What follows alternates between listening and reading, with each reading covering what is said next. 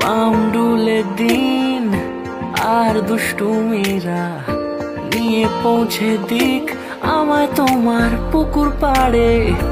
কাটবো সাঁতার, দেখবো শ্যাওলা গাছে, রাজি হও যদি খেলার ছলে তোমার জলে।